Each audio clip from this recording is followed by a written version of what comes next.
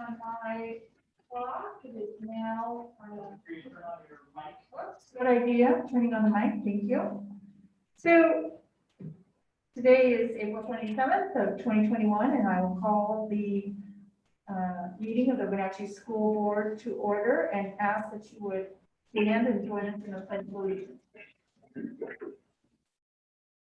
I pledge allegiance to the flag of the United States of America and to the republic for which it stands, one nation, under God, indivisible, with liberty and justice for all. Thank you. So first on our agenda tonight, we have our consent agenda, which includes the minutes from our regular meeting on April 13th, vouchers and payroll, personnel report, surplus report, contracts, policy updates, and an enrollment and financial report. Is there a motion to approve the consent agenda?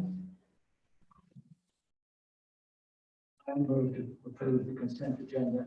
Thank you. I'll second it. Okay. Is there any discussion?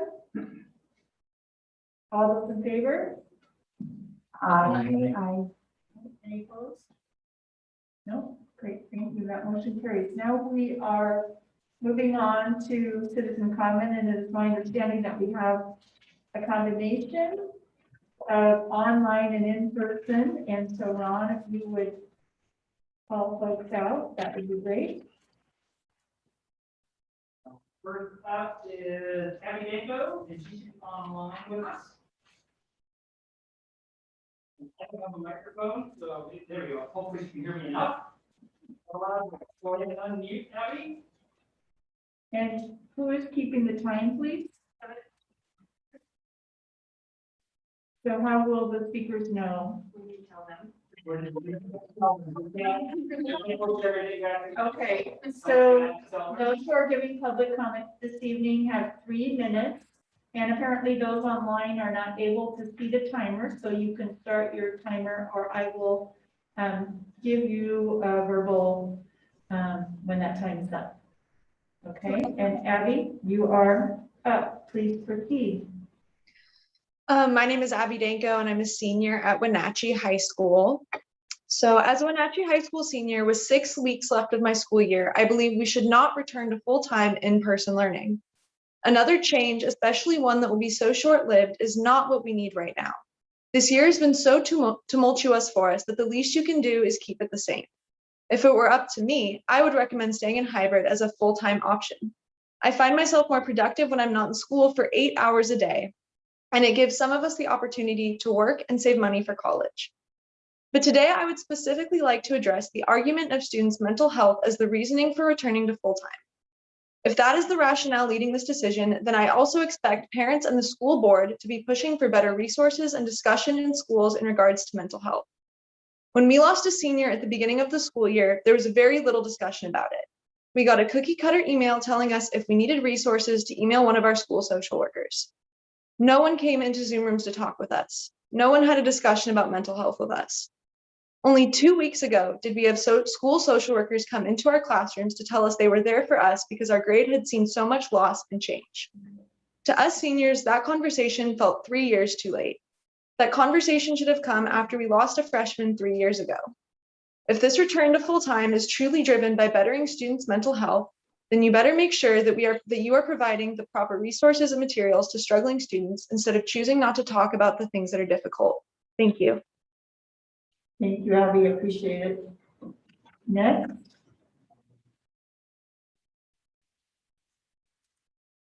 Right, so next up, we have Monica Christensen.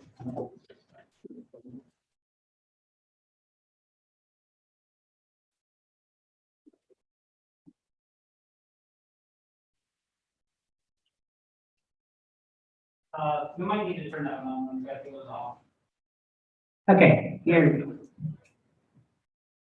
All right. Good evening, school board. I'm Monica Christensen, president of Wenatchee Education Association, and I live in Wenatchee.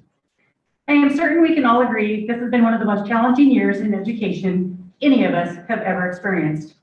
With the announcement on Thursday to discuss full-time for secondary, WENEA sent a survey to the secondary teachers, netting the following results. With 215 respondents, 17% supported going back immediately. 83% did not. 132 teachers commented. Most of the comments centered around the following themes.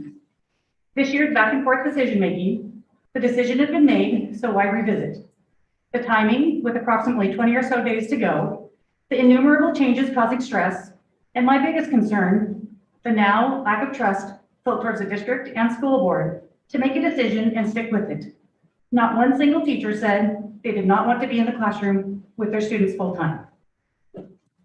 So this is the story of this year.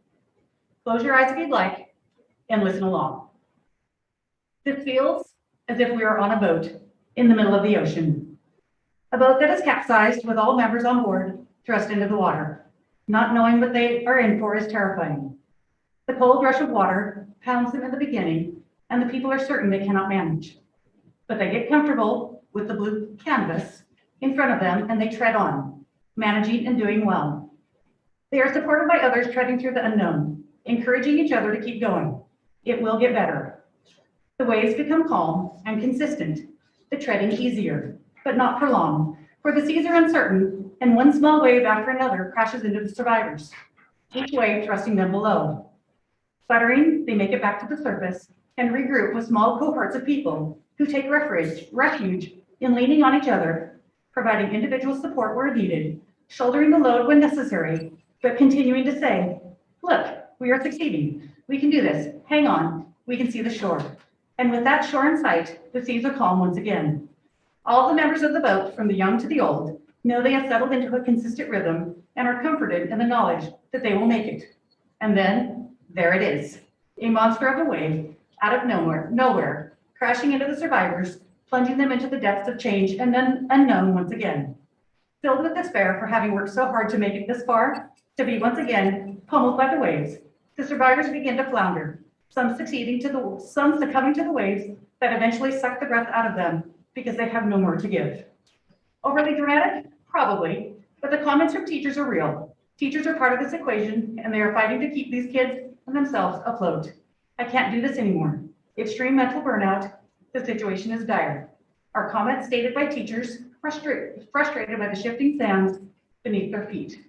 These waves of change cause stress, not only in the teachers, but the students and parents as well. We are almost there. The end of the year is in sight.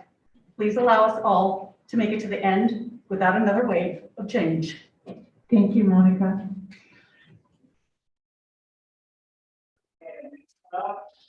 Looks like Summer Peas is also here in the room. I just also wanted to note that the survey that Monica spoke of is something that I received by email and have distributed to the board and the superintendent.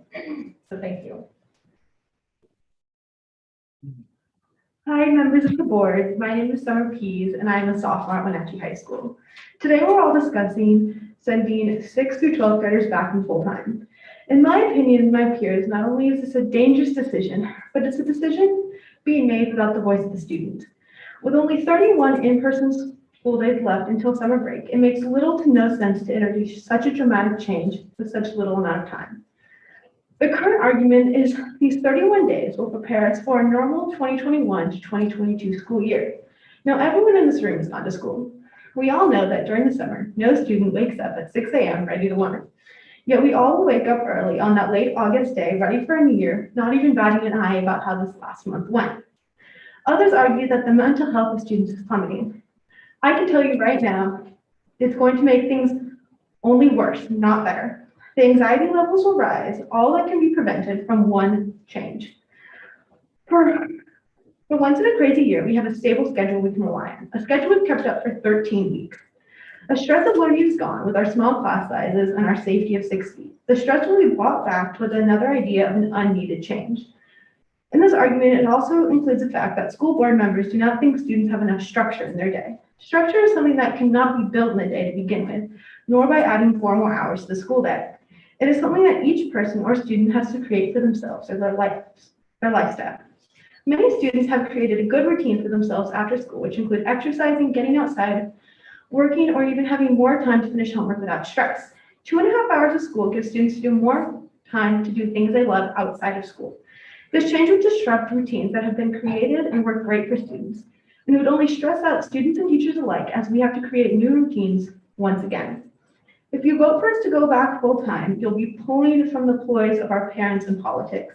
But you hold our futures in our hand, and we have little to no say in it. So I beg the board to please listen to what students want and postpone the return to full-time school to the 2021-2022 school year.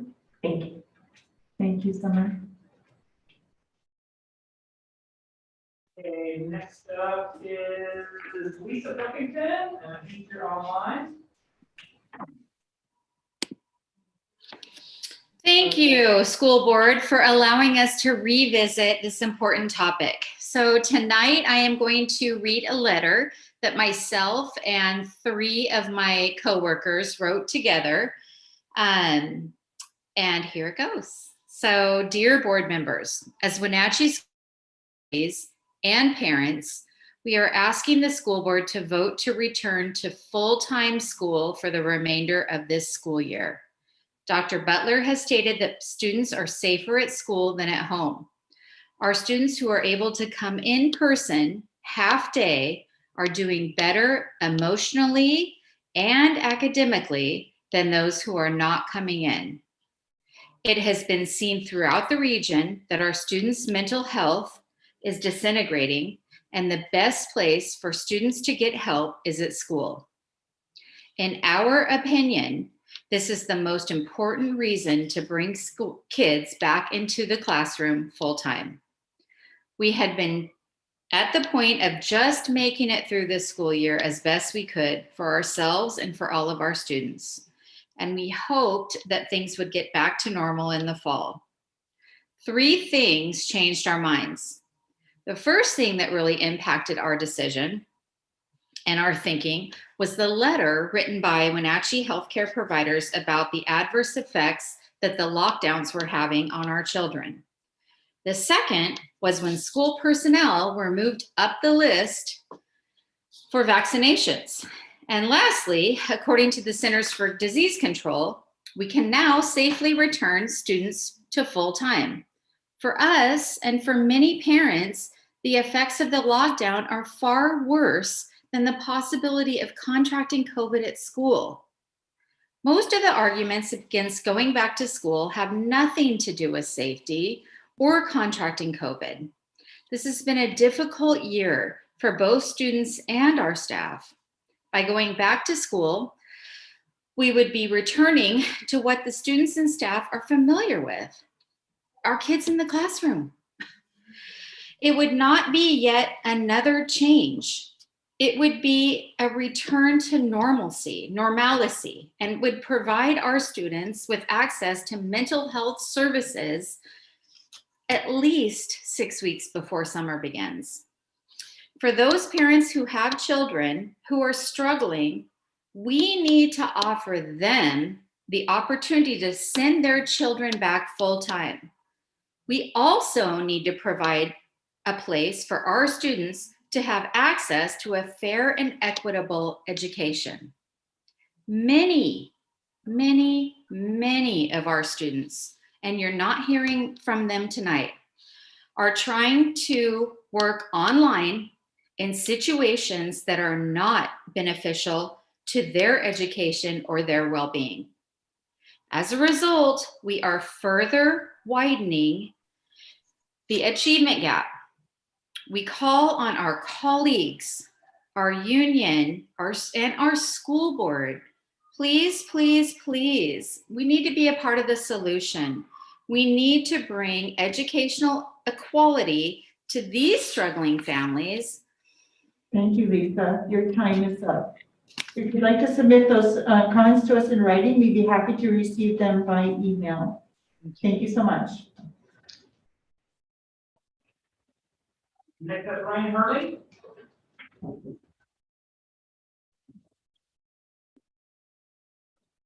Brian Hurley. I'm a teacher at Westside High School and also a colleague of Lisa Buckington. Good to see you. And a parent of 4 in the district. I'd like to address a few things specifically related to the safety of our students. Looking at the data from the Washington State Department of Health, If you look at the demographics of all the different age groups in the Chelan and Douglas counties, the only age groups that over the last 3 weeks have been rising have been the 0 to 19 age group. All the other age groups are trending down at this point. And I believe it is in some ways related to the return of in-person schooling. I certainly understand that that is an understood risk that we took to help the students. There, hopefully that'll work for a little longer. I understand that we took this risk for the benefit of the students, but the lung capacity of little kids is substantially different than that of high schoolers. And the CDC guidelines are primarily centered around kids in elementary schools. They do not apply to the larger kids, to the junior high and high school levels, which is the reason why many colleges are still participating in online schooling as opposed to in-person schooling. The outbreaks there are just too prevalent and too difficult to deal with. Already, as we've had kids coming back, we've had classrooms shut down, and that will just continue to increase. That combined with the fact that we have basically just a handful of weeks left. At this point in our curriculum, we're trying to wrap things up and to introduce new sets of changes instead of being able to tie off all of the learning that we've been building on the way we normally do at the end of the school year is difficult. It's a difficulty that we will have to face. I understand certainly that the arguments for mental health, but being in hybrid schooling does give you access to the mental health tools that you have or that you need. And I would advocate that the schools continue to promote that to the students. I also think that the long-term learning is definitely, there is a loss of learning. That is undeniable. I have a harder time with students who are online than with the students who are able to come in and talk with me. However, we have a substantial amount of money that I would ask the school board to consider in the future hiring more teachers, specifically in math, because I'm a math and science teacher, and I think that we need those. We need extra help to shore up the missing holes for people who missed countless little bits and pieces here and there. And I think that that's something that needs to be considered going forward as a long-term solution, hiring people who are skilled educators to provide more than just after-school help, but also to be in the classrooms to double up in teaching for specifically the math classes because of the needs there. There's a lot of things that we need to think about. My time is running out, but I would ask that we consider only returning to in-person schooling fully at the beginning of next year and not making any substantive changes at this time. Thank you. Thank you, Brian. Do you have someone else, Ron? One more, we have Sandra Lancaster, who is online. Hi, I'm Sandra Lancaster, teacher librarian here at Pioneer and parent of a senior at Wenatchee High School. I'm here to talk to you about library and library budgets and librarians as we enter into the season of rehiring. I thank you for your time this evening. Kids who read succeed and they are healthier. If kids read for just a few minutes, it helps reduce heart rate, blood pressure, and other measurable distressors. Reading increases knowledge, vocabulary, memory, and much more. Reading helps us all be better human beings. Reading tests are important to measure how we are doing at a school. However, rather than make better test takers, I encourage you to help us, schools, teachers, and librarians, to make better readers and to give kids a positive reading identity. An identity of a reader who loves to read, one who knows what their favorite books are and what they are reading next. Let's not only foster lifelong learners, but lifelong readers. Adequately funding our libraries with full-time certified librarians is imperative. It is important because libraries are or should be the hub of our school, the safe place where kids go who may not feel like they belong elsewhere. It is where kids find books with characters who look or feel like they do. Libraries and librarians are all about inclusiveness and equal access. Libraries serve and bridge the gap between our poverty students. I'd like to point out in particular Orchard Middle School because it's the only secondary school without a full-time librarian. This position has had 6 different people over the last 6 years. I know this is due to it only being a half-time position. Now the position is open again for the 7th time in 7 years. This same school has over a 65% poverty population. A half-time librarian does not allow for consistent teaching and services to all students, especially with block schedules we use. This is not equal access to students at that our other middle school, This is not equitable to students that our other middle schools have in the district. I've heard a lot of talk about equal access to our students of color and/or poverty. These educational justice students and their families rely on well-funded libraries for books, information, and so much more in their homes. Please help our most needy students and bridge the gap by staffing all of our libraries with certified full-time teacher librarians and providing funds for needed materials. Thank you. Thank you, Sandra. Okay, that wraps up our citizen comments for this evening. Okay, thank you. I also want to acknowledge that the board has received a good number of comments by emails, and I have not responded to all of those, but I want to assure you that I have read each and every one except those that maybe came in the last 30 minutes.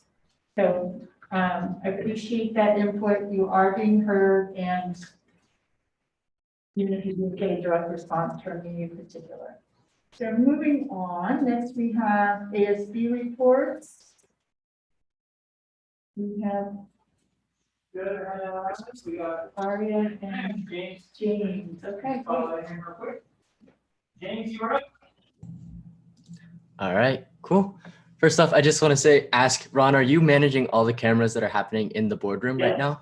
Yes. You are doing a good job, man. It's awesome. All right, cool.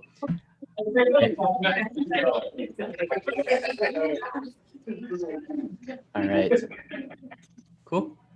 So then I just want to start off, first off, we were able to put on the Jan's Friends Talent Show 2 weeks ago, and through that we were able to raise quite a bit of money for the Women's Resource Center in the Valley, as well as some food with a food drive that was associated with that event that happened a couple weeks before that. So we're really happy about that. We're also working hard on getting prom ready for this Friday. We've got quite a complex plan that was developed. That's awesome for that. And then this last weekend, we were able to put on a prom dress giveaway, so anybody could come get a free prom dress for prom when they needed one, especially since prom was on such a late notice. I know it was hard for a lot of people to get dresses in time, right? And that sort of stuff. Right now, we're putting up some posters around the schools to help recognize the the sports in the building. And at the same time, 2 weeks ago, we also had a club fair where all the clubs that are currently in action were able to set up a little booth in between the two kind of block periods, or before both block periods, sorry, and kind of pitch themselves to everyone. And I know that was a big success. I know a lot of people were able to join some clubs that they're pretty excited about. So that's awesome. We also had our elections for the new ASB exec team, and that is with a president of Avery Miller, vice president of Christina Blauman, secretary of Anastasia Jarecki, and a treasurer of Courtney Dodge. And so we're excited to see what will happen and what's in store for them next year. That team has already gone ahead and organized and chosen their coordinator teams for next year. So that's awesome as well. The elections for Senate presidents and for the Senate groups as well are happening this week. I think they are happening this Wednesday, and then the results are being announced this Friday. So yeah, that's everything for me. Do you guys have any questions about that, about the school, anything like that? I just want to say that you are a refreshing addition to our board meetings. Thank you. Well, thank you. From anybody else? Okay, thanks, James. Thank you guys. We got Aria online. Hi, Aria. Hi, everybody. So today I am doing something slightly different than our normal ASB report. And I am just here to talk about our now sixth, kind of fifth, the repeat sixth annual spaghetti feed. This year we're doing tamales, as it is the easiest. So it is the easiest to do as a drive-through. So this May 6th, Thursday, we're having our fundraiser for Avery. We have these shirts that we're making at the school for Avery Patton. So she is a 5th grader now at Newberry with pediatric ovarian cancer, and we're raising money for her family because they're struggling enough having a child who is battling cancer, and they don't need to be worrying about how much it costs to keep their child alive. and anything that we can do to support them to ease that financial burden is it's something it's enough that we're making that a priority for our school. And so we have tamales for sale, and we have shirts for sale, and you can pre-order them. I have a link to all of the information here, and so anyone that's interested can go find that link. It's on our Westside page. It is on the Westside Facebook and Instagram, and I believe we're working on getting it on all the district sites as well. So we just really want people to come in to spend their money if they are able. We're doing it in in not quite our traditional manner, but we're doing what we can. And we're just really trying to support this family. So that is the basic rundown on what's going on for Westside. We're just kind of preparing to put that on. That's wonderful. Julie, you have a question? Yeah. Is there a site or anything set up for individuals to donate to if say they can't make it to the tamale? There should be with contact to Sheena at our school, and I believe we can get that set up as well. Great, thank you. I just want to say something, and this is to James and to Aria.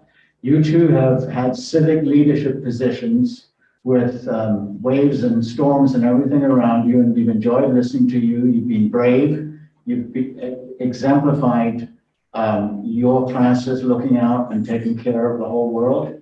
And I just want to thank you for that as you come down with your last month.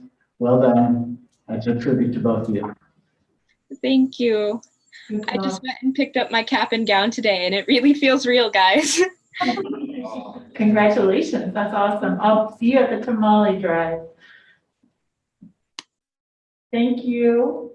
And next on our agenda, so we are going to begin discussion of potential action on the return of secondary students to full-time instruction. And so first, I just want to set up, the scenario here. So we met on March 29th last at a special meeting to discuss the topic of returning to school.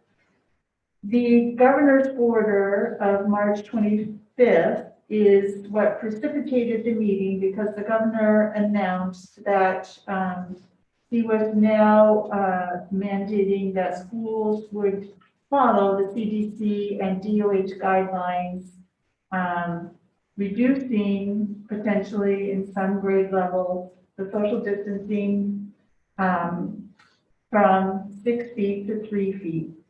The order went into effect on March 25th. It was non-negotiable, and so our board was required to meet. Well, I guess we were required to meet. Hear the recommendation of the superintendent. On that day, the superintendent recommended, if you have looked at the CDC guidelines online, you might know that there are multiple levels that are based on community transmission rates. There's a low or blue rate, a yellow or moderate, an orange or substantial, or a high, which is red. At that time, the CDC or the community spread numbers put us in a category where we could return elementary students to full-time school at 3 feet of distancing. But since our secondary schools were either in the orange or red level, that we could not do the same. There were a number of topics addressed during that discussion, and ultimately the majority of the board made decision to adopt the superintendent's recommendation. And that recommendation was to return K-5 to full-time in-person instruction, but to keep 6 through 12 in hybrid for the rest of the year. So since that time, we have all been watching the community transmission numbers, and after the meeting, there was a dip. And the dip brought us slightly below the 100 per 100,000 or whatever the number is. And so that's why we're here today, because at least one board member felt like it was important for us to acknowledge that the numbers had gone down and that we should revisit the decision that was made on March 29th. So that is my basic introduction of the topic, and I will now hand it off to Paul and the other board members. Yeah, ask the board members to have the conversation. So I'll maybe start because, you know, no surprise, I was probably the biggest advocate for this. And I just want to say, I understand the frustration this may cause. It was my hope at the meeting when we made the initial decision that we could plan to open on the 19th and pull the plug and sort of do the opposite. But I think we were given information from the health district that made it seem like it was very unlikely the numbers would fall within the CDC guidelines to return 6 through 12. Fast forward even just a week and the unforeseeable happens, the numbers fall reliably below the CDC threshold to return 6 through 12. In that same amount of time, the health district also issued opinions that students were safer in schools, not just safe in schools, safer, because of now with activities and whatnot, with activities starting back up, students with free time are out to be spreading exposure potentially more so. So the guidance from the district on record was that students were safer in schools. Coupled with one of the reasons that we heard not to return 6 through 12 was because standardized testing was going to be taking place, and that was going to consume a large portion of the academic year. Well, in that same week or two, we got information from the state that the standardized testing is now going to take place in the fall. So this potentially opens additional time for learning. So now our 10 hours in hybrid potentially goes to an additional 50 hours of learning for some students. I agree, it may not make sense to bring everybody back. And I think we still have options for those who don't want. I realize seniors have less time than others. So I personally felt like it was important to explore the conversation because of the very significant things that have happened. And because this is, you know, we're told it's a mental health crisis, and we have plenty of evidence of that with student losses that shouldn't be happening. And that's a very real and serious issue, and that was the impetus for the governor to get us back. What is troubling is that we're measuring student mental health with COVID infection rates, and the two just don't necessarily line up. And so I'm not asking anyone to pick or choose what is the greater, but you know, we were told this was a mental health emergency, and that was the impetus of the governor's order with clear direction that every day matters. And so I think with even just a month of school left, every day can matter for some of these students. And then finally, the other significant issue that occurred within that timeline since we made our decision was that schools around us decided to open full time. And that's something that needs to be considered. Some families have students in both districts. And so, you know, everyone is stressed. Nobody's looking forward to changes. It's in some ways, the way COVID has worked, we just kind of always have to be on our toes. So I think it's worth the discussion, because some fairly significant things have occurred since we made that decision. And I think I have one more.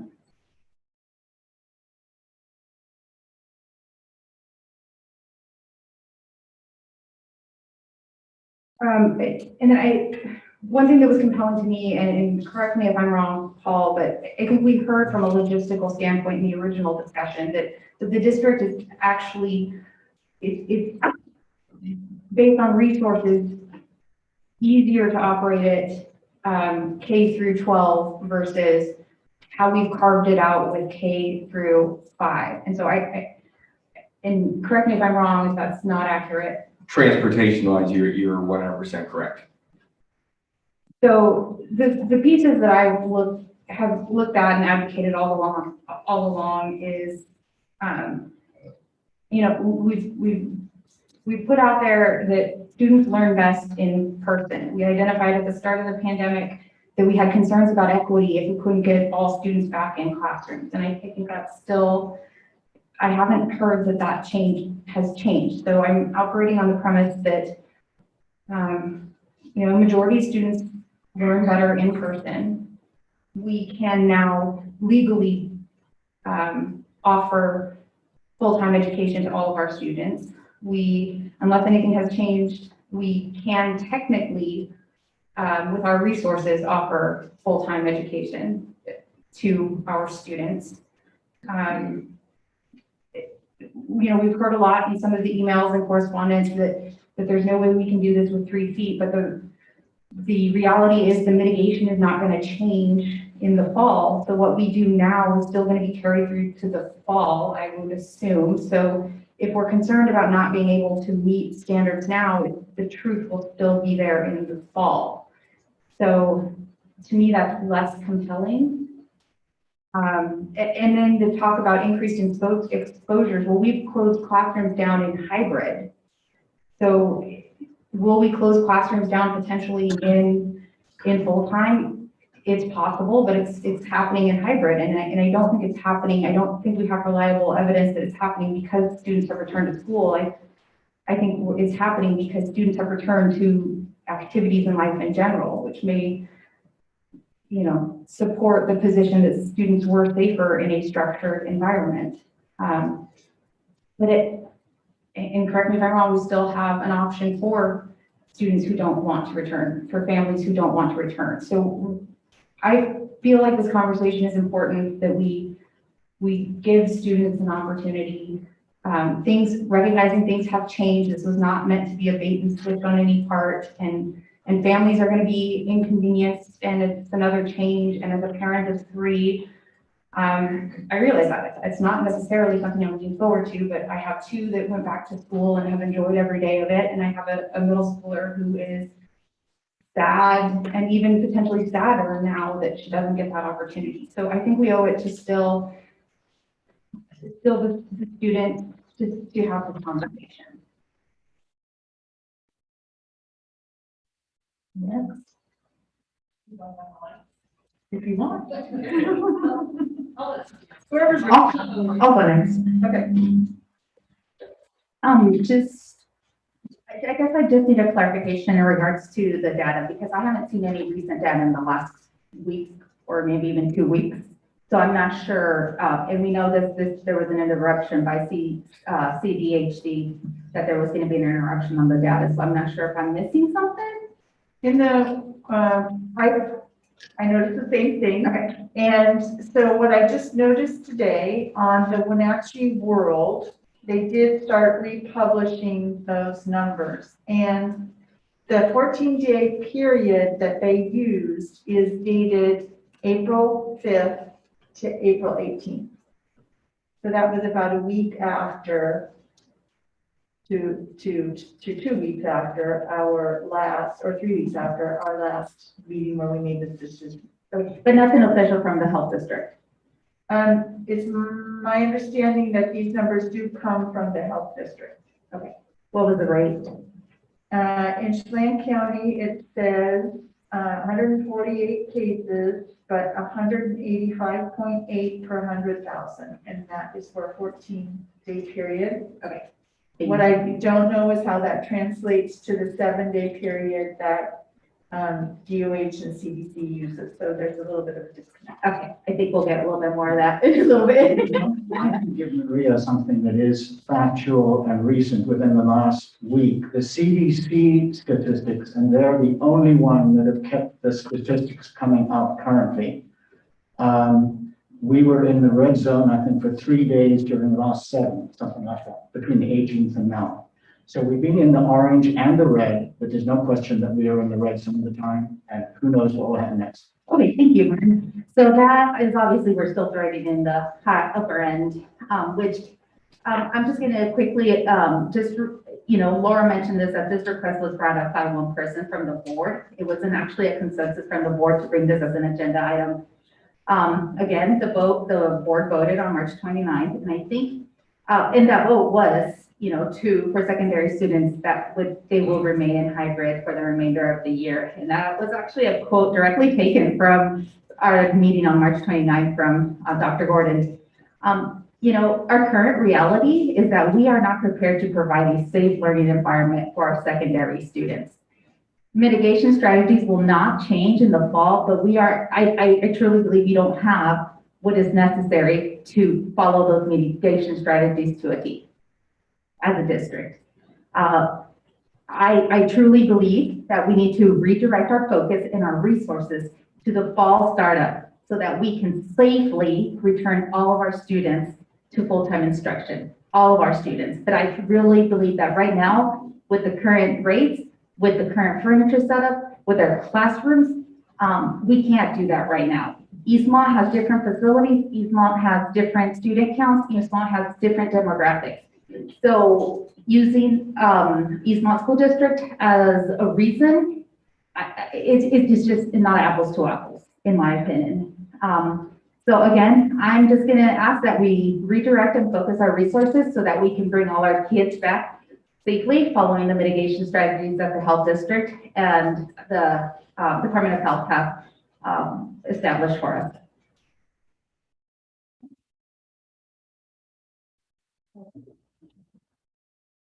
My turn.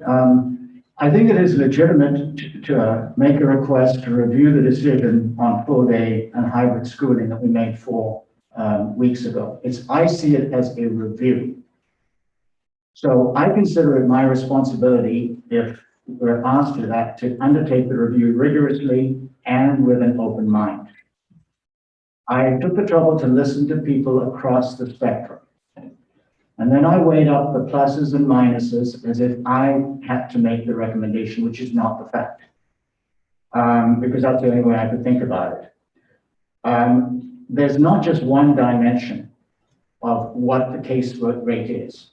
There's not just one area like mental health of students who aren't able to school. This is a multi-dimensional problem with many, many things to consider.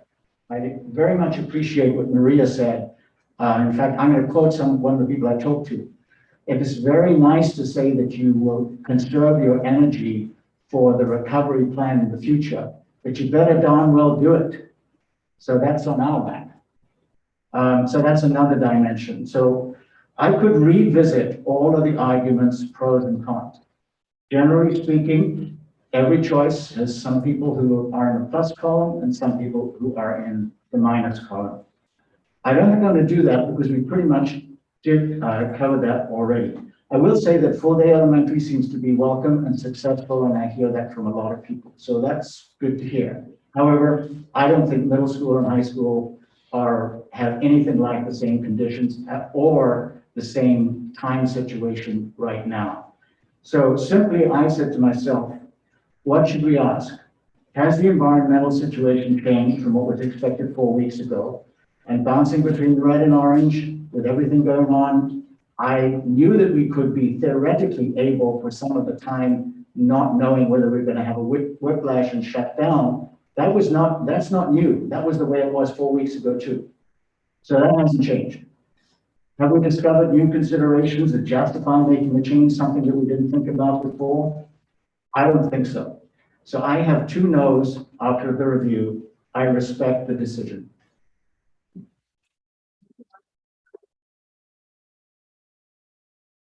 I might get feedback.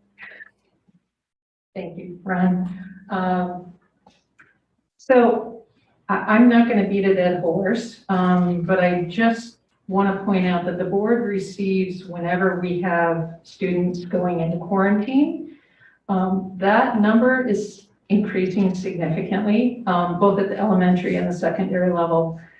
And, you know, I don't want to say, oh, we can blame that on full-time or on hybrid. I know it's springtime. I know we have a lot of students involved in non-school activities where they might have contact with other students from other schools and other backgrounds. So mask wearing might be optional at some of those activities, and we can't control that. However, we are having, I believe we had our first in-class transmission this week. Is that correct? Oh, we've had 2 during COVID. Thank you. So I also want to point out that just because we have the legal authority to open doesn't mean that we can just go through the motions and do it. We have to make smart decisions. And with increasing numbers of students going into quarantine and if our numbers are going to fluctuate, we've seen that a lot in our community, but COVID doesn't really care whether your community rate's at 200 or 150 or whatever. If we're just saying, oh, okay, we're under 200, now we can open up full-time in person for secondary, COVID really doesn't care. So if we're not sticking to our mitigating strategies, and I know that staff and students are trying, but it's what people are doing outside. And if we have people who aren't following it 100%, or students are coming to school, but they're not being completely transparent about the possibility that they might have COVID in their house or symptoms, that puts us at risk. So I believe that is happening more. Our nurses know that's happening. Our administrative staff of our buildings are seeing fewer parents reporting at the elementary level. So that does not bode well for opening up full-time at any level. Also, I just want to mention that going back to full-time in-person does not honor the majority of the 6th through 12th graders who did a survey prior to our decision about 2 meetings ago. We had a majority of students that wanted to stay in the hybrid model for a number of different reasons. We heard tonight from Monica Christensen that 83% of teachers would like to stay in that hybrid model. I think it really does a disservice if we are taking surveys and not listening to that information, particularly for the individuals who are involved in the instruction and the learning. And then finally, I just want to mention that the majority of our students, those who are under 16, are not even eligible for vaccines right now. There is a belief, I think, that, oh, our kids are fine, but I know we have at least one family in our valley who has dealt with a lot of nightmares with their child who post-COVID, they received an immune reaction that child is still dealing with, and they wouldn't want that to happen to any other student in our district or in our valley or in our state or in our country, but there are thousands of students getting that. I know it's a rare case, but this is a very frightening thing. So I don't think we can just chalk it up to COVID doesn't have any effects on our students. If our students get it, they may not be super sick, but they might transmit it to other people who haven't been vaccinated. And they also might get a constellation of immunologic symptoms that's quite devastating, that they can lose their life. No kidding. So I would suggest that, like Maria, like Martin, that although it is good to review it, and I appreciate that Dr. Gordon, when one board member says, let's bring this back up and talk about it, I understand that it raises anxiety level amongst the community and staff and students. It is our duty to honor every board member's request. It is his duty as our superintendent. But as a board, we make those decisions. But I feel that this is not the time for us to go back to full-time. I look forward to the fall when we have more pieces in place, when we have more, hopefully we're closer to herd immunity in the fall, and hopefully we'll be closer to getting our students vaccinated at some point during the year. So this is a marathon, it's not a sprint, and we're still in it. So I'm just going to leave it at that. Thank you. Thank you all for your thoughtful and thorough comments. I don't have anything really new to add to any of it. I feel that the numbers have, we've been missing numbers published in the newspaper for some amount of time, and they just came out again either today or yesterday. And so in order for me to feel comfortable voting to move secondary kiddos back to school right now, the numbers would have to be significantly lower for some period of time. And in my view, they have not been. We are different from Eastmont, as has been mentioned. Their facilities are newer, their ventilation systems are better. Their ability to circulate students and staff around the buildings safely is different than ours. We can only evaluate the circumstances that exist in our own district. And I truly want every child to be back in school. I really, really do. But I want to do it safely, and I want to do it in a measured, thoughtful way with my colleagues on the board. Everybody's opinion is important and valued, not only here at this table, but also for our students, our staff, and our parents and families. And I do appreciate that everybody holds a slightly different view of the situation.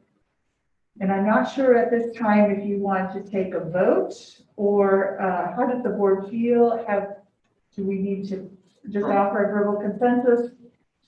Based off of Robert's rules, the previous action just stands. There would need to be a motion for a new action be taken if we wanted to do something different. But what I'm hearing from the board is that there's consensus to move forward with the current action that was made on March 29th.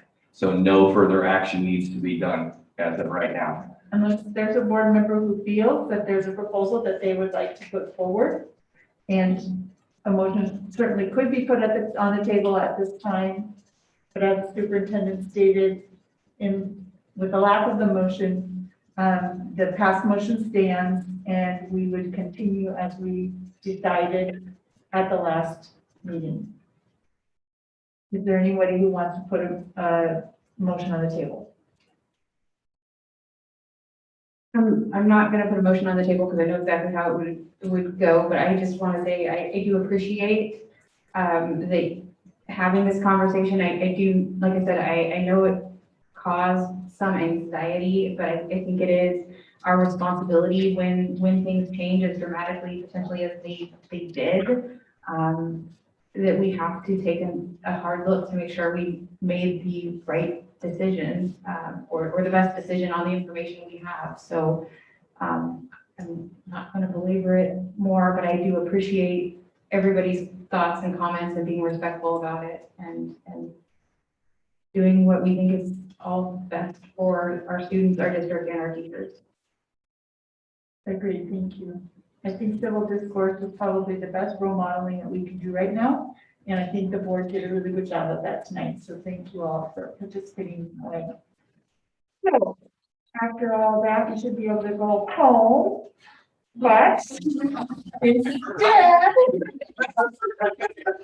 instead, we're going to have a very special presentation. We're going to do the action item first. The resolution. Yes, yeah. So this should go very quickly though. Okay, so this is the resolution, resolution 0-21, the emergency waiver of high school graduation requirements. And could you please give us background on that? Yeah, so this is similar to last year where the state gave the board the authorization to give the superintendent authorization to waive up to 2 elective credits. But with that, it is not just a carte blanche waive. It is the counseling team, any credit bearing class that the counseling, the administration team would have a robust conversation with the student and any guardians or any potential family members. So the student would know all the impacts of that waiver. So that's the general gist of this resolution. There a motion regarding the resolution? I'll move that we adopt the resolution, number 01-21. Thank you. Is there a second? I will second that. I did have a question, Paul, because people are probably not seeing that on their screens right now. I believe in the 4th paragraph, the 3rd paragraph, it talks about the board will establish graduation requirements at a minimum to satisfy those established by the State Board of Education. So if you could talk about how the State Board of Education's requirements for credits are a little bit different than we have at our 2 high schools. Thank you. Yeah, absolutely. So the core 24, probably the best way to know the state standards. Those are the expectations that have the core content area plus additional elective courses. The website follows that very specifically. The high school currently is a 30. It's the core 24 plus additional credits. So we go above and beyond at the high school. I guess my question would be for students at our different schools, this waiver would allow them to graduate, like if they're in the gray zone and worried about graduating, what would be their requirements for graduation? I apologize. No, it's okay. Thank you. So it is working again with your counselor, with your administrative team at either of the high schools to make sure they're really having those conversations about these 2 elective courses may be getting in the way due to COVID, due to online or hybrid or whatever the situation is, family situation. And that's where that conversation starts from. But it's a very robust conversation with the student, with the family, to making sure that they understand the impact of it, especially if it has some college impact to it. If they're waiving a world language course that maybe is needed at a 2 or 4-year college for that student, they have to have those types of conversations. So it is not just waiving to waive to make it easier, but we also recognize many students and families have encountered a number of obstacles throughout this entire COVID experience. And this is one way that we can support our students so they can move forward. Hopefully that did it. Sorry about the first answer. That's good. Is there any further discussion? All those in favor, please signify by saying aye. Aye. Okay, that motion carries. Thank you. So now we will move on to the very special presentation on budget. Very special presentation on budget tonight. And I've got some very special friends with me tonight to help us navigate through this budget update. And I first say, this is an unusual first budget update, mainly because it doesn't have a whole lot of numbers in it. And Jeanette will kind of talk through that, the why behind that. One, the legislators just passed the state budget, but there's other reasons as well. And with this tonight, Ron's going to be kind of navigating with us. He's going to be scrolling the screen up for our community to see, for the people in the room to see. So you're going to be hearing a little bit of asking Ron to roll up. So I'll take the first part of our budget.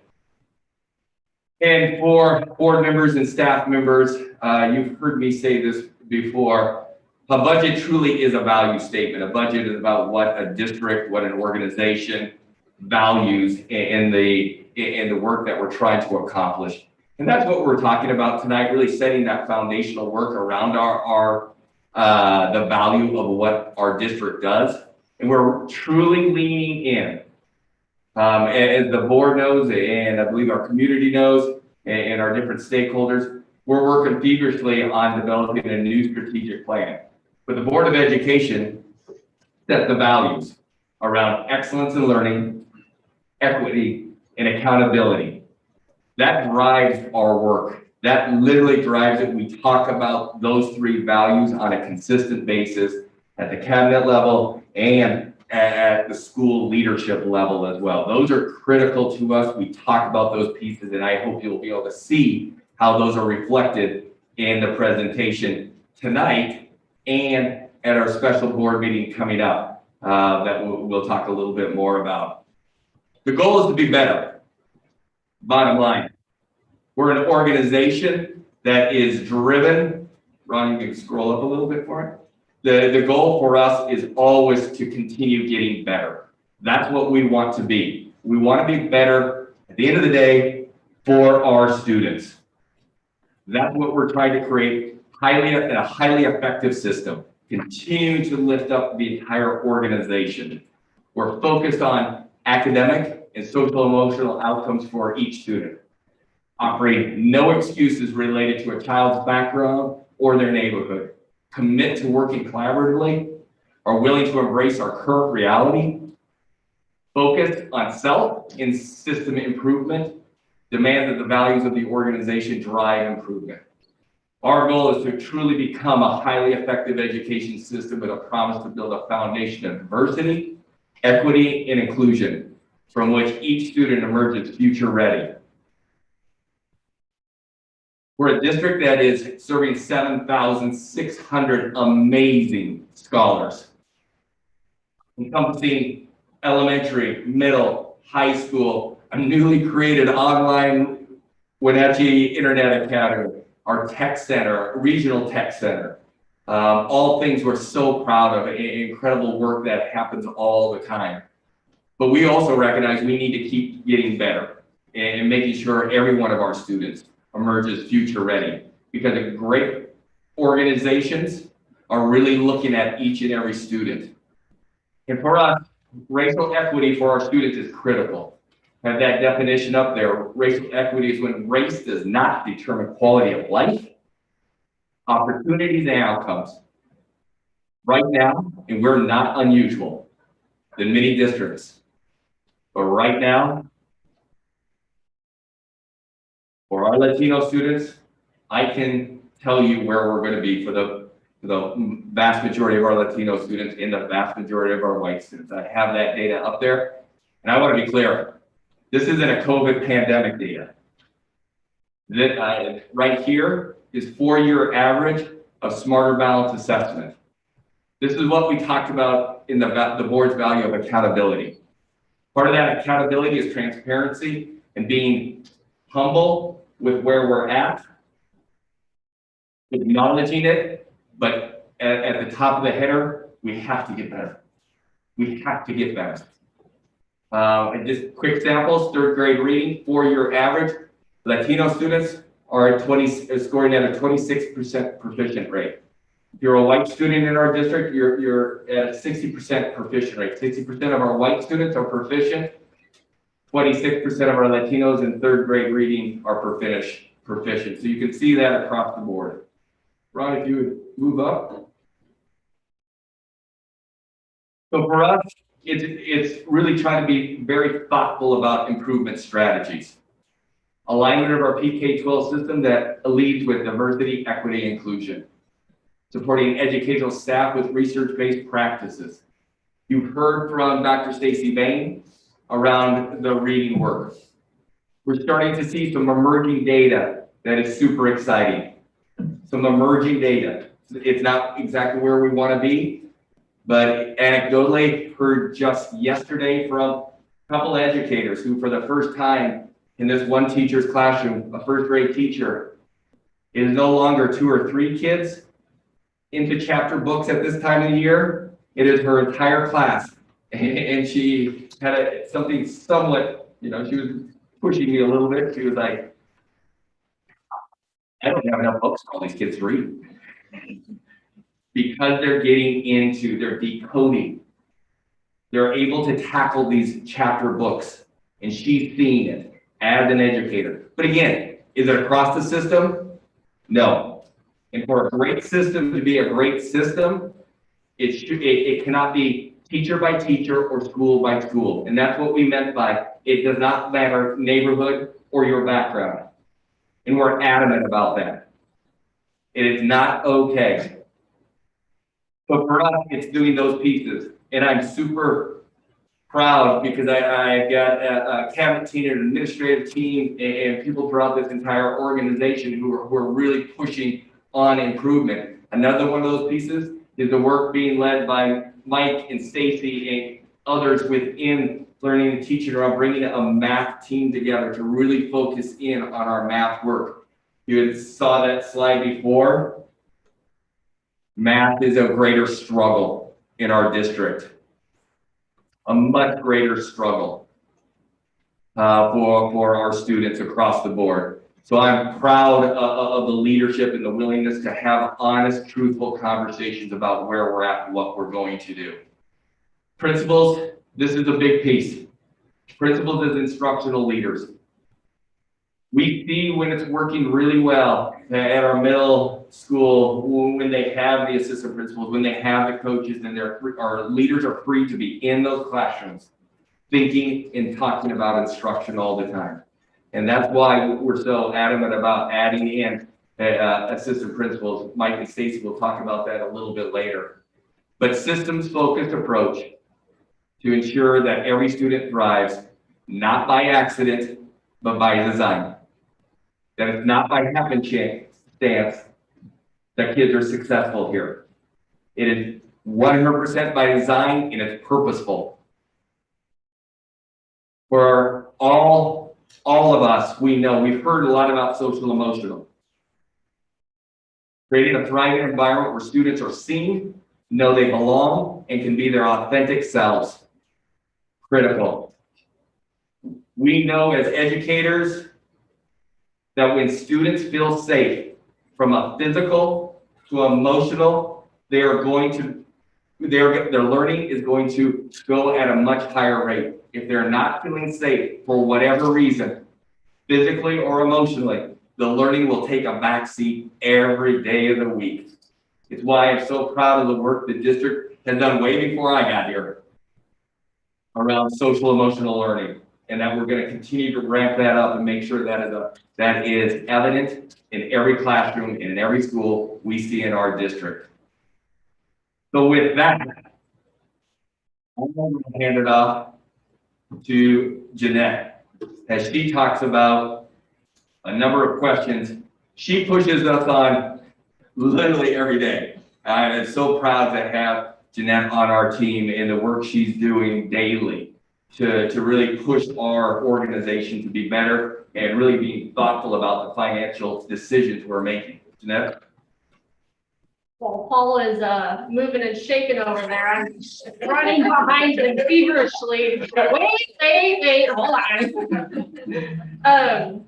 So one of the things that I constantly think about and push people on and push myself on is, fiscal responsibility. We deal with taxpayer money, local taxpayer money that comes directly to us via the county, and then also taxpayer money that goes to the state and the federal government that comes to us through lots of different groups, right? So to me, I want to treat it like I would my own personal money. Like you don't just go out and spend, most people don't go out and spend willy-nilly and not recall and think about what they're spending their money on and why. And is it important? Should I keep doing it? Should I stop my subscription? Those kinds of questions, right? So that's the same thing in terms of business and the same thing in terms of education. Things are constantly changing. We need to make sure that we're making the best financial investment in the things that we buy or the way we spend our money that we can, whether that's staffing or whether that's a pen or pencil. The same concept. Make sure you're making the best investment you can. So I've listed a number of questions here that I kind of think through. Obviously, every situation is separate, but really it's evaluating, why do we need this, and do we still need it, and why? Or if we don't have it, Are we going to be missing something? Are we going to be missing an important step to a process? Those kinds of things. So you guys can definitely feel free to read those questions. To me, again, it's that constant evaluation. You're constantly evaluating yourself and your budget and making sure that you can explain, and that's what I talk to principals and directors about a lot, is I want you to be able to stand up to anybody and say, yes, this is important for our school and here's why. Or this is important for my staff and here's why. This is important for our community and our kids and here's why. You know, that front page of the newspaper test, right? We don't like to, well, we love to be on the front page of the newspaper. When it's a good thing. No, we don't. When it's a good thing, we do. So, you know, just make sure that you can always justify what you're doing and what you're spending your funds on. So in terms of timeline, so I didn't just like dream this up overnight. We've been working on the budget for a number of months now, meeting with buildings, meeting, Kelly and I have practically been spending like half of our weeks together every week. Looking at enrollment, which has dramatically changed from last year, so trying to keep up on that. And it'll continue to change, I'm thinking, for the next few years, just with the pandemic hopefully coming to a close. Looking at, you know, building a 5-year budget that involves the departments and the buildings and everyone involved with that, making sure that voices are heard. Also projections from closing out this last year. So that's kind of what's been going on up until now and will be happening for the next few months. But today we're at the board presentation. It'll be pretty high level today, as Paul said, not really any numbers, just because the legislature just finished on Saturday, I guess. But we will talk kind of about enrollment and the impact and the things that we're looking at right now. And then high level revenue, what we know, and then staffing as well, just those big changes that you guys should be aware of, or just, you know, even little changes too. So that leads us to the next meeting, which will be May 17th, and that will be a board workshop. So that's a regularly scheduled board workshop, and we are going to turn it into a budget workshop because that's really fun. So that's where you guys will get all the numbers, and so we'll go over the legislative budget and what the impacts of that is. There's a lot in there this year. So we'll go through that. We'll go through any revenue updates, expenditure updates, and non-staffing costs. So kind of look at those 5-year budgets that we're working on, and then also look at the fund balance and kind of where we're thinking we're going to end. So hopefully at the end of that meeting, you guys will have a good handle on what you will likely see kind of throughout the summer, right, as we're getting to that final budget. June 22nd, we will do basically just an update, and then we'll also put in there all the other non-operating funds. So we'll put those in there as well. Budget is due to the ESD on the 12th of July, and it's available for the public at that time as well. July 27th is my planned date for the budget public hearing. So we'll do that, I believe, as part of the first part of the regularly scheduled board meeting is what we did last year. So plan on that. And then August 10th, do just another quick update and presentation. If there's any changes after the ESD reviewed it, we'll get it adopted. Then we'll start all over. It's just a constant cycle. Budget never dies. So looking at enrollment, as you guys know, our enrollment has gone through quite a lot of change over and over and over and over again this year. So what we looked at was the February counts. That's when we started really looking at staffing needs and building needs for next year. So we rolled all of those up.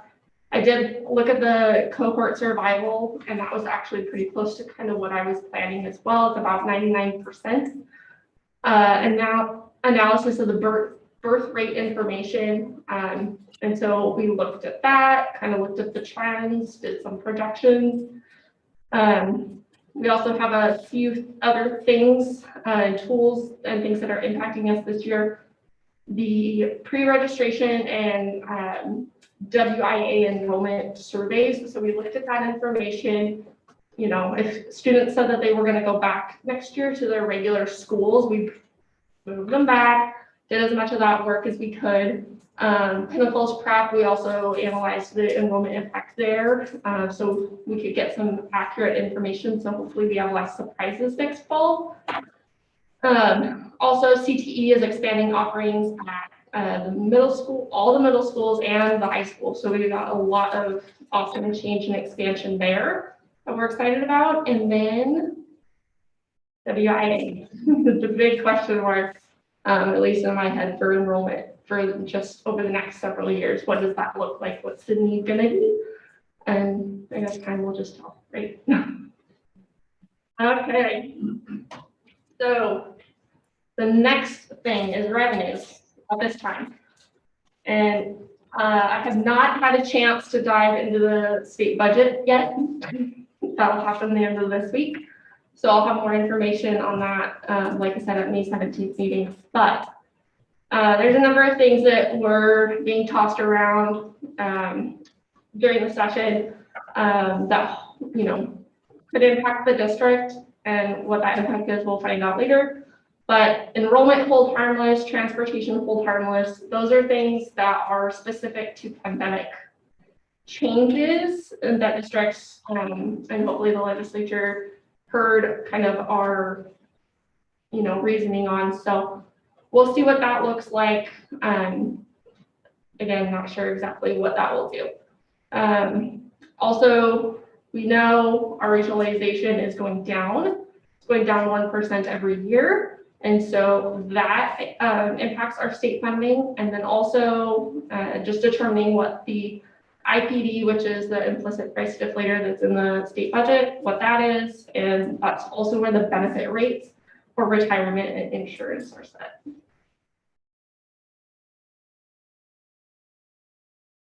So local levy, I'm basically going to use the same information that I used when we were doing the levy election. And so 4% enrollment or 4% SS value growth, and then the voter approved tax amounts that we just had approved by the voters.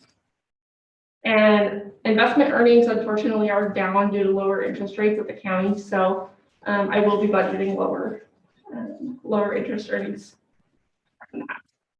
Also, we have COVID funding, CARES funding. And so once we get final information on that, that'll be included in the budget as well, because we will be spending those funds over the next, the remainder of this year into next year, and then potentially even into the school year after that. Most of our allocations should hopefully be available. If they're not, I'll just use last year's for our federal grants like Title I and things like that.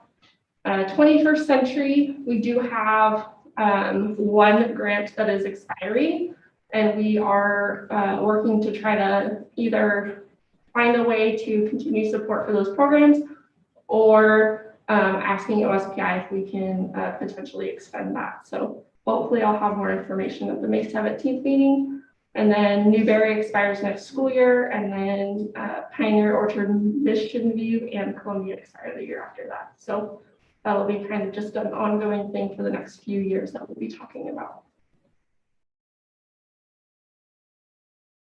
So next thing is staffing, and I'm going to share the microphone with my good friend Mike, and he's going to kind of kick us off. Thank you. Our work around implementing a multi-tiered system of supports for academic behavior and social emotional well-being aligns with our values of equity and excellence in learning. This work is about strengthening Tier 1 instruction. It's about making improvements to our system of interventions, and it's about increasing inclusionary practices and opportunities for all students. In order to do that, we make a commitment around providing heterogeneous groupings of students, which provide support as much as possible in the Tier 1 general education class. Like I said, as much as possible and as much as appropriate for each individual student. Our secondary teams are a little ways down the road with this work, and I had the privilege of being in a meeting with them on Wednesday. And one of our middle school leaders said to me that this is the most transformational work that he has ever been a part of in the Wenatchee School District. Next slide, Ron. In service of this work, as Paul mentioned, or as was previously mentioned, elementary associate principals will be taking the lead on the behavioral and social emotional components of our MTSS system. Instructional coaches have valiantly stepped into that role when previous cuts were made, but the responsibility is more appropriately led by building administrators. Our instructional coaches will then be able to refine their focus on providing core instructional support and modeling in the areas of ELA and math. The elementary associate principals will also provide the day-to-day management so that principals are able to provide the level of leadership required to realize long-term systemic growth in Tier 1 instruction, interventions, and equitable practices. Next slide, please. And Stacey Bain is going to speak to this slide. So building on what Executive Director Mike Lane was speaking about in terms of securing core and ensuring that all scholars are able to read, write, spell, and think mathematically. We also are going to be working on an intervention system of support that is pretty sleek in design. It's off of the recommendation of Dr. Susan Hall, and as an elementary principal team, we've been working on the 10 success factors, which is our flagship publication. That is the model for how intervention will move forward. If we look at staffing, then we know that the migrant bilingual staffing will remain unchanged. And we look at Title I staffing, we'll have 2 certificated staff members in every elementary building. What we're going to do in terms of the intervention style is flood the intervention block with high levels of collaboration with grade level team educators, as well as para-educators, et cetera. So when we think about intervention support, we're going to be going by skill, by scholar, using very sleek data to move scholars in and out. What the research bared out 2 years ago is that when scholars have the opportunity to transition to an intervention system, every 3 weeks, rotating scholars through by skill, that has the highest gains of acceleration in student performance, and that's what we're going for. Thank you.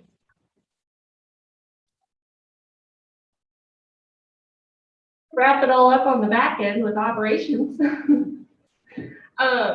So we have some change in structure at the district office a little bit, not really a change in staffing FTE, just really reimagining what the executive structure looks like. So we will have an executive director of teaching and learning, and then underneath of that executive director will be assistant executive directors, one in charge of elementaries and one in charge of secondary schools, amongst many other duties as assigned, which is for all of us, right? So that change is happening also district-wide. With our, increased focus on equity, we are looking at how to do better, as Paul mentioned, as we're all mentioning. So we will be looking forward to that work. We're still kind of in the infant stages of that, but we will be working towards that and potentially having a staff member to focus on that work and help guide us with that. Also, looking at kind of that equity and access piece, we feel a real need for having a district office translator, so our Spanish-speaking families have more access to the district office and feel more comfortable calling, knowing that somebody is available that they can speak to and understand. So that is a change. Also, administrative assistant to support the finance/operations, as operations will be added to the finance bucket, and then HR/payroll departments as well. So just a shared support staff there. Also, in the tech world, really a replacement position that at the very start of the pandemic was not replaced is a mobile device specialist. We have a lot more devices in our system, and so this position is very well needed, and so we are proposing to replace that position. I believe that's all I got for you guys, unless you have questions. you want me to leave the slides up as you ask questions, or would you like to have a conversation? I can do either. I don't know that we need the slides up. Take those down. You can ask. I think we have them on our computers or laptops sometimes too. And then I just really appreciate everybody's work on this presentation. You know, what a pleasure it is to hear the words equity in a budget report.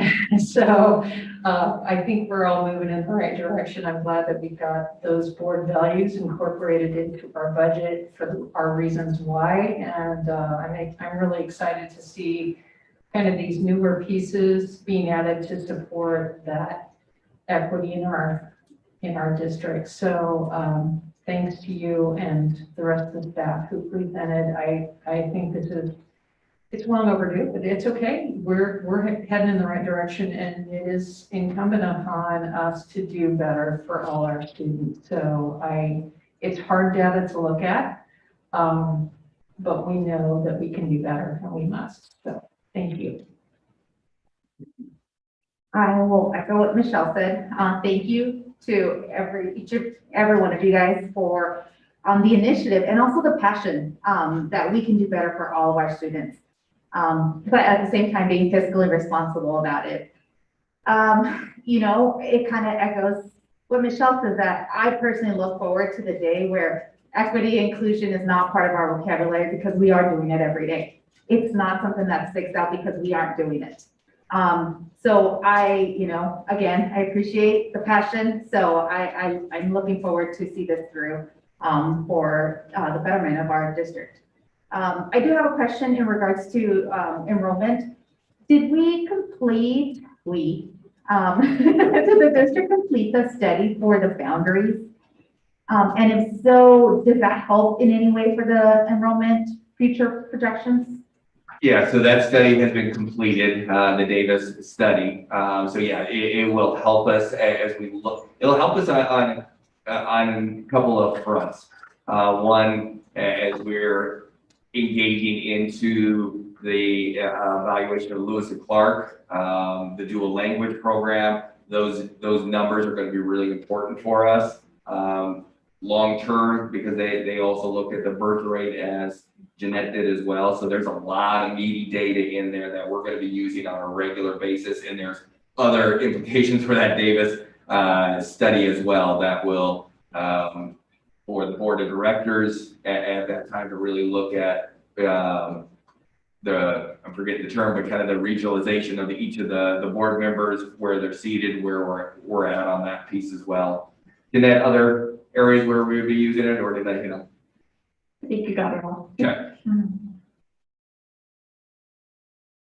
Okay, any other questions or comments regarding the budget? Yep, I'll make a comment because it's really important. I think even though it's already been said twice, budgets are plans, and most people start thinking about numbers with dollars in front of them. They're not, they're plans. So I think the fact that the legislature didn't give you any dollar numbers early, it's almost a good thing that we're looking at it from that point of view of goals, objectives, and criteria. And then the only other thing, I'm looking forward to learning what plans you can make for after school. So programs that are very dear to my heart, and I know the 20th century, the idea was they were a bridge to us taking responsibility. And so all I'm going to say, I look forward to hearing what the plan is. Okay, moving along to board communication. Are there any communications that the board members wish to share with the rest of us? Share about the legislative update. So obviously you all heard the legislative session is done. Hooray! But on that note, we actually had a ledge rep meeting today, and they said, so now we get to start planning for the 2022. So technically we're not done, but we are looking forward. So there was a list of bills that have been passed at both houses and sent to the governor, some of which he's already signed. The proclamation we had tonight was one of those, and there are some that he hasn't signed yet. They're not anticipating any vetoes of these education bills. but I think it's pretty exciting. One of the bills that I think I've mentioned in the past was House Bill 1476, which was about enrollment revenue. And my understanding is it kind of morphed into something else, right, Jeanette? So it originally it had a 2-year coverage of looking at basically last year's enrollment data as kind of something that we could use for this next year's and the following years, or is it this year or next year? Anyway, I'm a little confused, I guess, but the House and the Senate had to agree, and so they have it for 1 year for now. So I think it's the 1 year for next year, and then I could be wrong. And then the second year they will bring up at the next legislative session. They'll see if they can get an extension on it. So they're going to kind of give it to us one piece at a time, I think. But that might help us with some of our budget shortfalls with enrollment. But for now, only for 1 year. But WSD will be sending out something about all the bills, how they did. Something to keep in mind is that for any bills that didn't pass, the distance that they got in the legislative session is where they can pick up for the next session, because it's kind of like a over 2-year session. So if there are bills that, and WSD should be coming out with this in the next week or two, they'll probably send something out. If they send something to me and you all don't get it, I'll send it to Paul and Kim and they can forward it out. But if there are bills that we want to start supporting now for next year that didn't have much success, we can kind of start talking to our legislators now, saying, okay, well, what didn't you like about it, or how can we move this forward? So, like I said, it is a process. So it's pretty exciting, but I think there were a number of education bills that were successful. So that's pretty exciting. Additionally, just because we just had a great topic on equity in our budget, the equity conference again is May 18th, 19th. I know Laura's already signed up through Kim. I requested tonight for Kim because I hadn't sent her that message yet. So I would like to encourage everybody to sign up for that if you can. It is a 2 half-day on the May 18th and 19th, 8:30 to 12:30 both days. Even if you can only go 1 day, it's a really fabulous conference, and then I think it lends us to have more conversations about equity if we've all kind of seen the presentation. So I would highly recommend the conference, and Kim can sign us up, so it can't get any easier than that, right, Kim? So anyway, I want to thank all the folks who sent the board comments about tonight's meeting. And did public comments. We do appreciate everyone's voice. Thank you. Yeah. Michelle, so superintendent report. Just start with huge gratitude for everybody who made our return of our elementary students such a success. So proud of our educators, so proud of our classified staff, our administrative staff, and all the countless hours in time that went into it. And it has been, by all accounts, very successful, super proud. So board, I just want to reach back out to you and say thank you for bringing our elementary students back, but a huge shout out to our staff across the board for making that happen. Really proud of that. Been out there a number of days and seeing the work, seeing what's happening, and continuing to follow through with the mitigating strategies. That continues to be that factor. So really proud of that. Just quickly, as some of you may know, sometimes I'm a little bit of a control freak, as my wife likes to remind me. I too want to recognize the board for such a good conversation. And I would agree. I think it brought up a lot of anxiety, but I think the conversation and how each board member handled it was absolutely, as Laura said, a model for how you have these types of conversations respectful, with great amount of dignity. So I, as a superintendent who again has some control issues, I sincerely appreciate the work that you are doing. And then finally to Ron and Caleb. I don't know any other district who's I'm asking, or other superintendents are asking to do the things we're doing. Because behind the scenes, what people don't know is we're trying out our Spanish translation behind the scenes, which will be a regular thing for our organization going forward for our district. But Ron and Caleb's going to be taking over the spaceship over there in coming meetings. But I just sincerely appreciate Ron's willingness to try to think with us, try to figure this thing out. And it hasn't always been easy when I come in and I say, hey, I want to move this over here. He's like, really? You could have told me that yesterday. So I just appreciate the flexibility and the thought that went into it. And it looked, from my perspective, it looked so much better than the last time we did it. And we're just going to keep improving. So Ron and Caleb and all the IT team who continues to keep us up and running each day. Thank you. That's it for me. So update me on the Spanish translation thing. So does that mean that in our recordings, the translation is already available? It will be. It will be. So this was our first time to try behind the scenes to see where it's working. I know, Ron, if you have, is it Anna? I don't know. So Anna's on the scene, behind the scenes doing this. And for this one, we will send it out. But in future, people will be able to access it. I'm going to hand it over to the expert. I'm already in the Yeah, field, so I should have. I'll talk, I guess I'm really loud because I can see they can hear me, but in the future, we'll have a Spanish channel. People will have to join our meeting as a guest and they can listen in Spanish. The stream, there's no easy way to do a stream in 2 languages. So our stream will continue to be in English, but we'll have a Spanish option for people to join and listen in Spanish to the whole meeting. So she's been in the background translating as you've been going the whole time.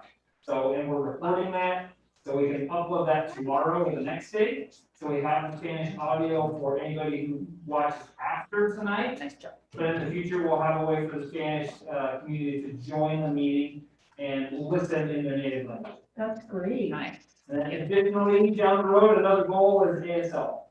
But we got a few things to figure out.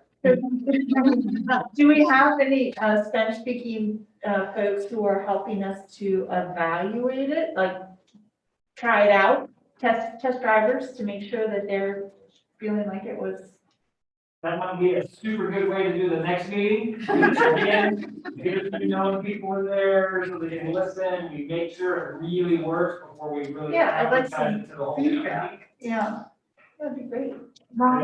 So just so if I'm watching this from home, do I have that Spanish English option? Okay, Yeah. cool. Yeah, Just we'll for we'll have a reference. way for Spanish speakers to join. They'll look a little different. They'll join the meeting and they'll switch their language.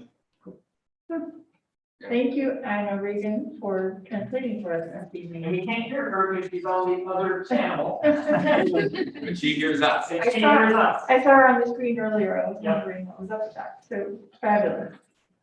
All right, so now the school board will recess into executive session for a period of 30 minutes to evaluate the qualifications of an applicant for public employment or to review the performance of a staff member. Pursuant to District Policy 1410 and RCW 42.30.110, this discussion will be closed to the public. The school board is not expected to take final action following the executive session. So thank you all for joining us and see you next time.